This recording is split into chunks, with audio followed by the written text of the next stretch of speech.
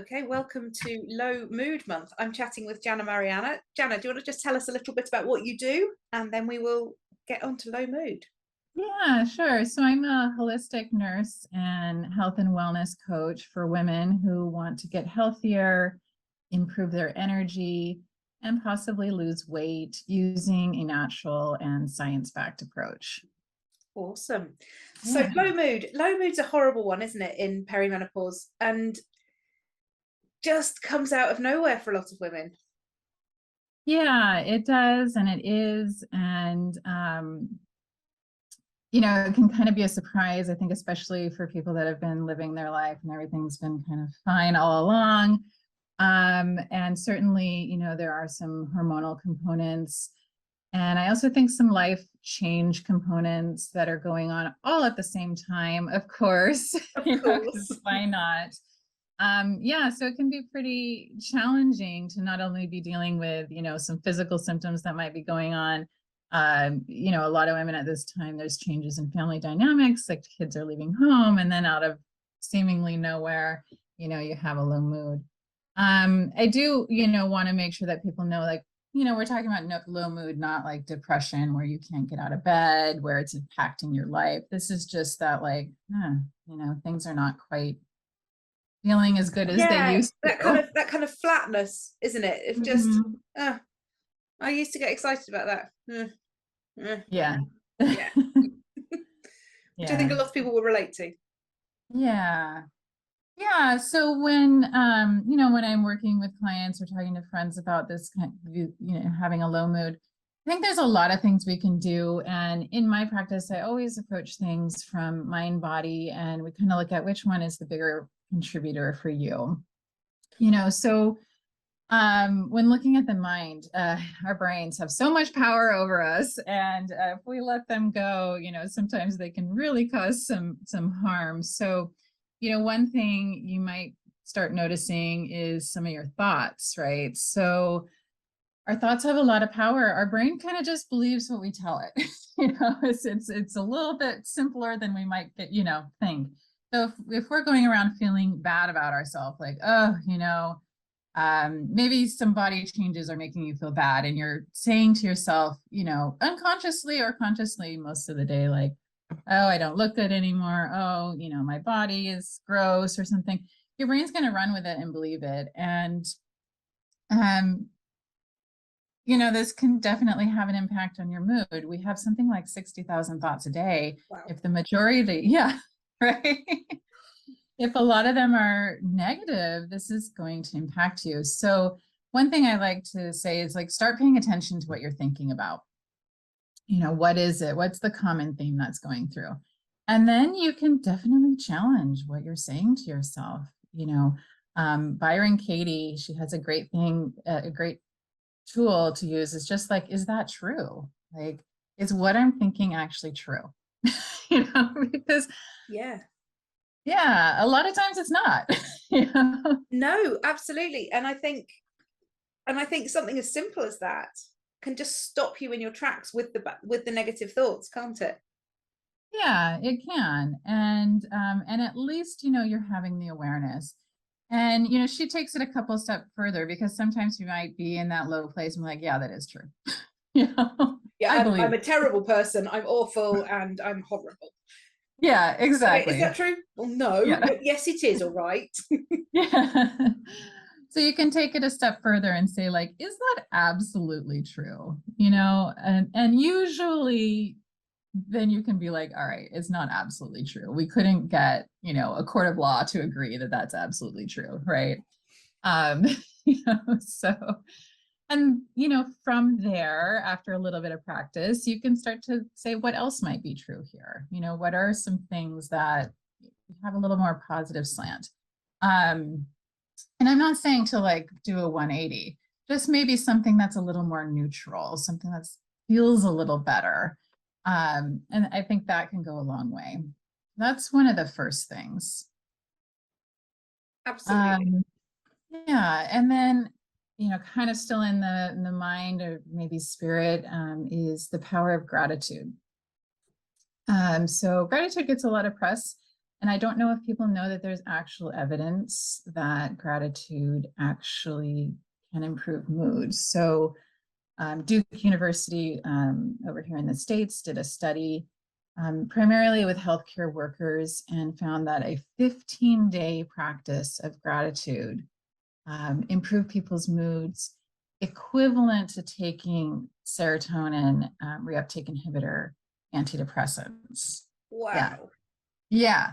And without the side effects. Yeah. And Yeah. presumably that's being grateful for anything. It doesn't need to be, oh, I'm grateful because all these massive, huge things happened. It's, I'm grateful because the sun came out, or I'm grateful because my dog wanted to be stroked on the head, or whatever. Yes. Yeah. Yeah. I mean, you could be like, I'm grateful because I had a good meal tonight. Yeah. And yeah, so in that study, they had people do it for 15 days. They found 3 things that they were grateful for. And they kind of added a little to it. So it's like, I'm grateful that I had this great meal. What was my role in that? Oh, I prepared it lovingly, and I felt really good afterward. So the other interesting thing with that study is the effects lasted for 6 months after the 15-day intervention. Wow.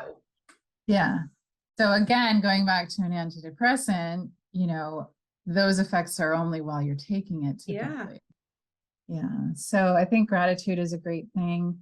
Having a little gratitude journal by your bed before you go to bed at night. I had a client who kept forgetting, so she put it like literally on her pillow.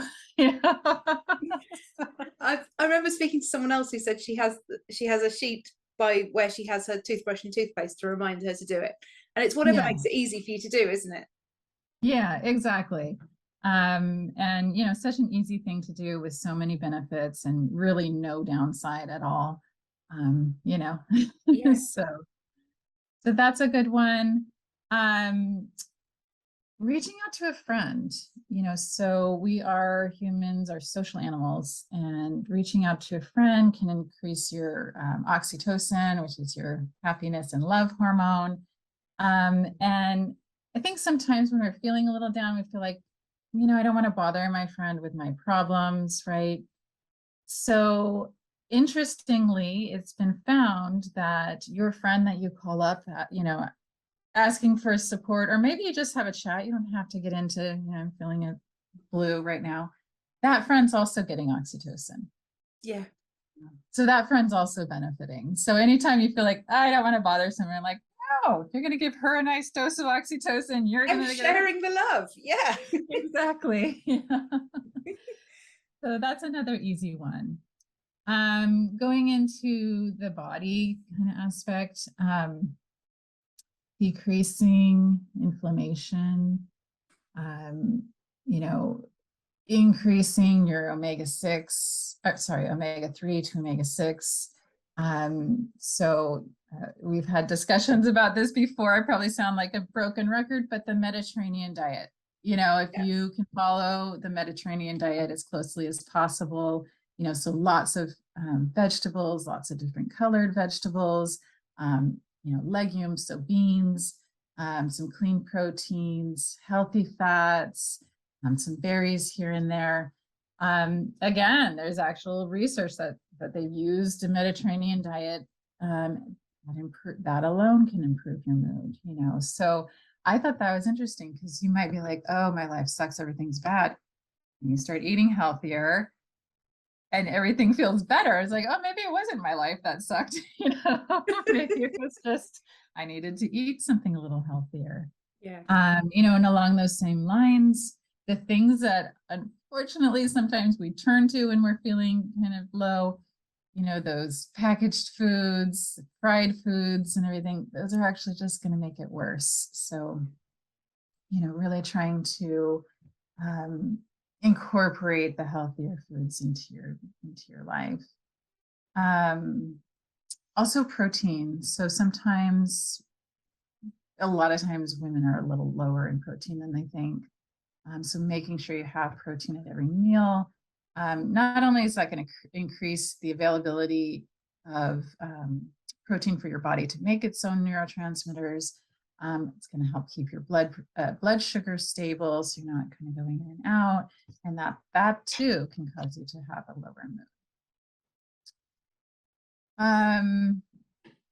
The other thing is getting light exposure. So we're just coming off of summer right now, so hopefully everybody's had a good, opportunity to go outside and get a lot of sunshine. If you work in an office, that might be something that you need to really make sure you're getting sunshine. Getting that morning sunlight is great. So if you can maybe take your morning beverage and sit outside or sit next to a window, also helps kind of set up your circadian rhythm so that later on in the day, your sleep is going to be good. But if you can't, if you're working in an office, if it's getting into the gloomy weather, light therapy, little light, I have my little light right here. I live in Southern California. I still need light therapy from time to time, so. Yeah, so for all of us in the UK, we don't get enough light in the winter. Yeah.